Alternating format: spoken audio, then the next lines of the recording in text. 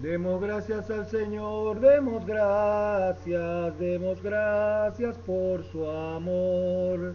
Demos gracias al Señor, demos gracias por su amor. Por las mañanas las aves cantan las alabanzas a Cristo el Salvador.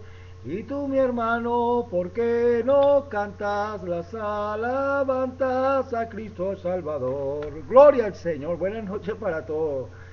Estamos gozosos hoy y comenzamos con un corito que cantábamos por allá en la Iglesia Evangélica Pentecostal Príncipe de Israel y hablaba de dar gracias al Señor. ¿Por qué damos gracias al Señor? Bueno, hoy allá en los Estados Unidos de Norteamérica la gente está celebrando el Día de Acción de Gracias. Alabe a Dios. Antes de hablar de eso, vamos a darle la más cordial bienvenida a todos aquellos que nos sintonizan por primera vez y un abrazo fuerte, fraterno a todos aquellos que son nuestros fieles radioescuchas, si lo podemos llamar de esa manera, ¿no? Aquellos que todas las noches con toda fidelidad nos sintonizan. Gloria al Señor, porque si usted está de aquel lado del receptor, significa que el Espíritu de Dios tiene algo para usted, lo mueve a que usted esté de ese lado. Usted no está allí por casualidad, no sea creyendo en Pamplina, ni mucho menos para entretenerse. Usted está allí porque el Espíritu de Dios lo jala por la oreja y lo pone a escuchar cosas que convienen. Dicho esto, le decía que hoy en Estados Unidos la gente está de fiesta porque celebran el Día de Acción de Gracias. Ellos han escogido un día en el cual pues le dan gracias a Dios. Creo que eso tiene un sentido histórico, perdone mi ignorancia, pero creo que celebran el día que llegaron por primera vez a Estados Unidos. No conozco bien la historia, les soy sincero, pero lo que sí sé es que ellos en este día se reúnen con el propósito de darle gracias a Dios y bueno, y hacen sus comilonas y se reúnen en familia. Nada que decir sobre eso, pero en realidad aquel que tiene un corazón agradecido diariamente, cada segundo de su vida debe darle gracias a Dios. Cada segundo, dije, mejor dicho, cada vez que usted respira. ¿Cuánta gente de la noche a la mañana, alabado sea Dios, está tranquila, está sana, está en perfecta salud y de repente, ¡trac!, se va, deja de respirar? Y vaya si tenemos que darle gracias a Dios porque aún respiramos, porque en el mundo contaminado en el cual estamos, en este mundo en que el hombre ha llevado el planeta a unos niveles en que ya los que viven en las grandes ciudades no se pueden jactar de decir, como si me puedo jactar yo, que respiro un aire limpio y puro, un aire marino. Los que viven en la ciudad respiran el puro monóxido de carbono. Mire, yo lo sé porque en algunas oportunidades voy a la ciudad y por muchos años de mi vida tuve, cuando era esclavo, tenía que hacer muchas cosas en la ciudad, entre ellas estudiar. Mire, y cuando uno regresaba a casa, el olor a aquella ropa era algo, bueno, increíble. Y tiene que ser motivo para Dios, para agradecer a Dios el hecho de que podamos todavía tener la oportunidad de respirar aire puro. Ese es uno de los tantos motivos de gratitud que hay en mi corazón.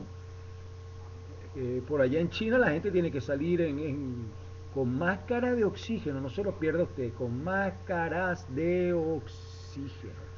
Entonces, bueno, ya en los Estados Unidos de Norteamérica se reúnen hoy día, pues, como dicen los chilenos, pues.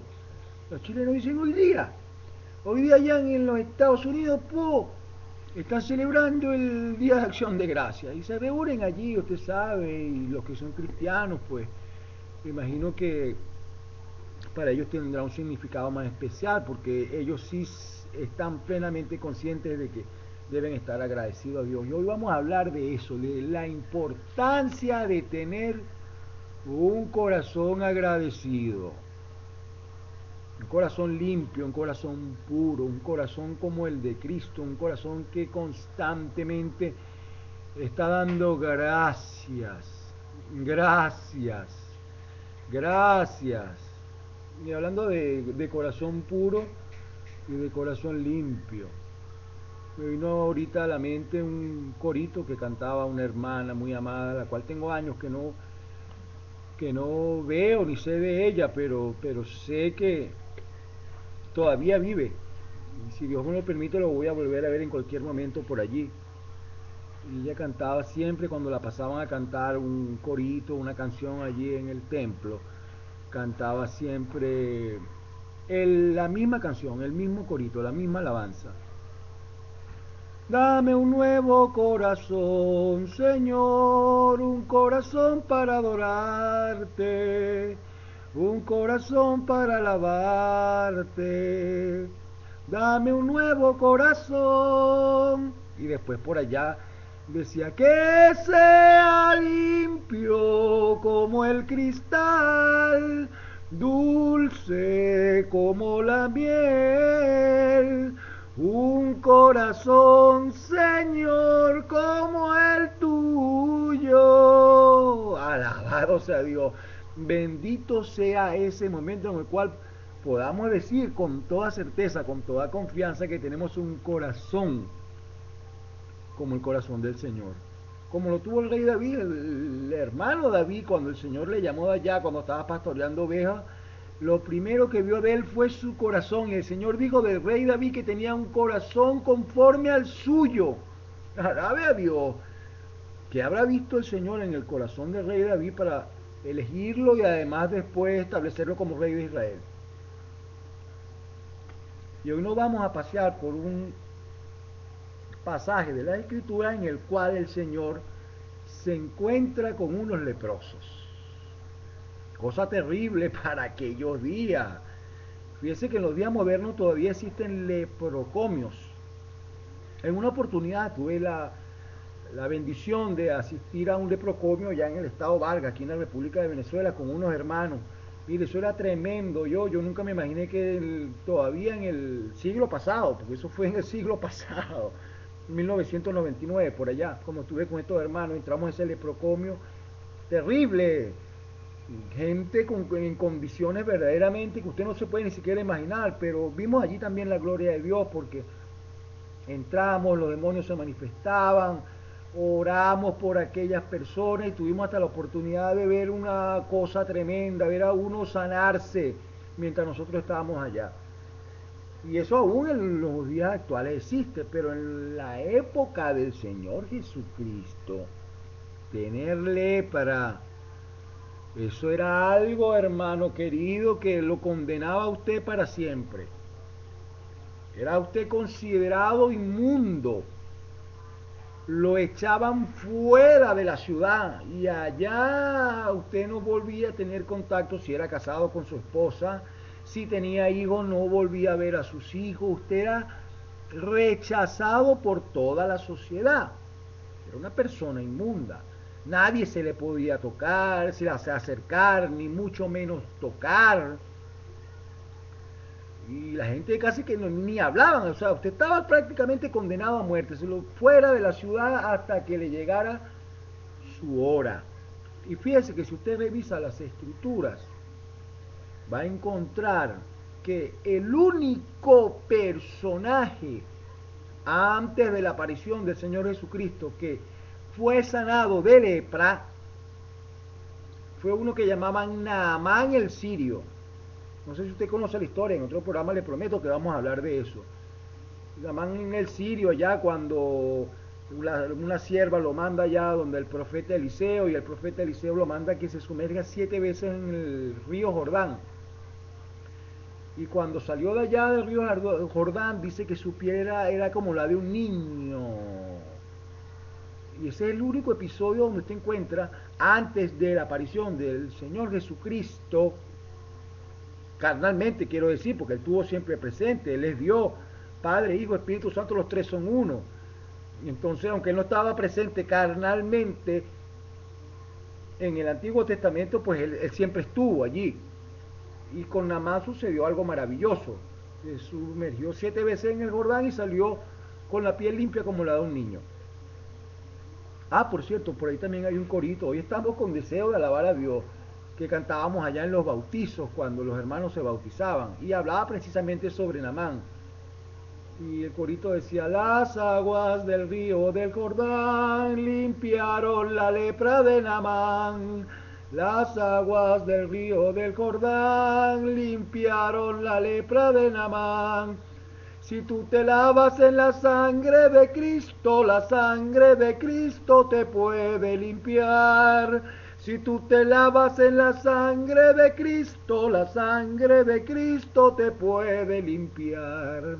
Alabe a Dios. ¿Y usted sabe por qué era imposible que esas personas sanaran? Bueno, porque la lepra era producida por un espíritu que entraba a las personas. Y antes de que apareciera el Señor mismo en persona, a el que tenía un espíritu no se lo echaban afuera ni leyéndole 300 rosarios, ni prendiéndole 30 velas, ni haciéndole Ave María, hicieran lo que hicieran, estaba condenado a morir con ese espíritu dentro. Y por esa misma razón era que apedreaban a las mujeres y a los hombres, que eran sobre todo las mujeres, en aquel tipo de sociedad, que eran sorprendidas en actos de adulterio, a morir, porque no había manera de sacar ese espíritu de esa mujer. Pero cuando apareció el Señor Jesucristo, las cosas cambiaron. Y fíjese que les decía que estos leprosos nadie los tocaba fuera de la ciudad. Sin embargo, cuando el Señor Jesucristo apareció, fíjese que Él es todo amor, y vaya si Él tenía un corazón lleno de amor, que se encuentra con un leproso, que no es la historia de hoy, pero es otra historia que tiene que ver con un leproso, y adivine lo que hace el Señor Jesucristo: lo abraza, lo abraza. Escuche eso. A gente que usted no podía ni siquiera ver, no se le podía acercar, la ropa de ellos era inmunda, llega el maestro y lo abraza. Se podrá imaginar lo que eso provocó en medio de los saduceos, los fariseos, los jefes del Sanedrín, de los maestros de la ley. Y bueno, ¿quién se iba a querer acercar al Señor Jesucristo a pesar de que vieron que aquel hombre fue sanado? Porque lo primero que pensaron, este quedó inmundo porque tocó a ese hombre que era considerado inmundo. Si tiene la Biblia allí, váyase a Lucas capítulo 7, versículo 11. Vamos a ver varias cositas por allí. Dice: yendo Jesús a Jerusalén, pasaba entre Samaria y Galilea. Escuche eso. Y al entrar en una aldea, le salieron al encuentro 10 hombres leprosos. Al entrar en una aldea, le salieron al encuentro 10 hombres leprosos. Vaya atrevimiento que tuvieron esto, porque ellos sabían que la condición que estaban, nadie se les quería acercar. Mejor dicho, ellos no se les podían acercar a nadie porque seguramente iban a experimentar el repudio de las personas. Pero ellos, siendo personas inteligentes, seguramente, como la fama de Jesús se había difundido por toda Samaria, por toda Judea, ya habían oído hablar del maestro. Y en lo que supieron que el Señor andaba por allí, dijeron: no pelamos este boche. Hoy es el día de nuestra curación, de nuestro milagro. Por cierto que por ahí predican que si usted no pacta con el Señor, escuche eso, si usted no pacta con el Señor no le hace milagro. Entonces te venden una idea de que si tú das una ofrenda, de que si tú das dinero, tú estás pactando con el Señor. Es una cosa diabólica, pero no vamos a hablar de eso. Habrá notado que, o mejor dicho, usted estará pensando: el hermano es crítico en todo. No es que sea crítico, sino que todo lo que esté fuera de contexto bíblico hay que señalarlo. Pablo le decía a Timoteo: repréndeles duramente para que sean sanos en la fe. Y por allá andan un montón de gente enseñando pamplinas que tienen confundida a media humanidad. Yo oro por ellos, pero sé que antes o después se van a encontrar con el Señor y es a Él al que le van a rendir cuenta. Entonces estos hombres se acercan a Jesús y los cuales se pararon de lejos. Fíjese usted, ellos le salieron al encuentro al Señor Jesús, pero se pararon de lejos. No se le atrevieron a acercarse, justamente porque tenían temor al repudio. El Señor estaba con los discípulos, ¿no? Y ellos, que todavía no tenían una mente transformada, una mente